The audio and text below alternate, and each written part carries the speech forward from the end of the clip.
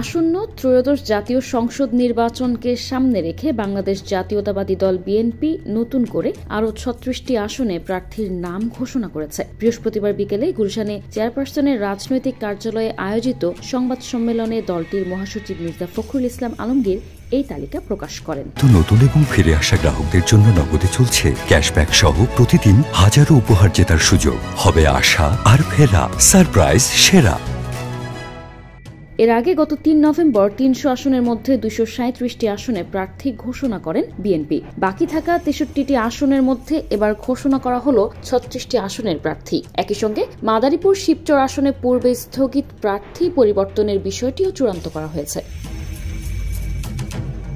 সংবাদ সম্মেলনে মির্জা ফখরুল জানান, অবশিষ্ট প্রায় ২৪ থেকে ২৫টি আসন এখনো ফাঁকা রাখা হয়েছে। এই আসনগুলো বিএনপির যুগপৎ আন্দোলনের শরিক দলগুলোর জন্য বরাদ্দ রাখা হয়েছে বলে তিনি ইঙ্গিত দেন। তার ভাষায়, আমাদের অ্যালায়েন্স রয়েছে, বাকি আসনগুলোর বেশিরভাগই শরিকদের জন্য রাখা হচ্ছে।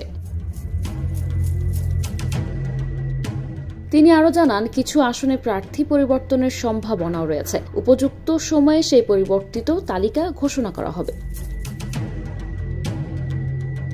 এতদিন ধরে ধাপে ধাপে প্রার্থী তালিকা দিয়ে আসা বিএনপি এখন কার্যত প্রায় সব আসনেই নিজেদের অবস্থান সুস্পষ্ট করেছে। দলটির নেতাদের দাবি, অংশগ্রহণমূলক ও গ্রহণযোগ্য নির্বাচন নিশ্চিত করতে এই সমন্বিত প্রার্থী ঘোষণা কৌশলগতভাবেই নেওয়া হয়েছে। নতুন তালিকা ঘোষণার পর নির্বাচনকে ঘিরে বিএনপির মাঠে প্রস্তুতি আরও জোরদার হবে বলে মনে করছেন রাজনৈতিক বিশ্লেষকরা। News desk, ২১ television.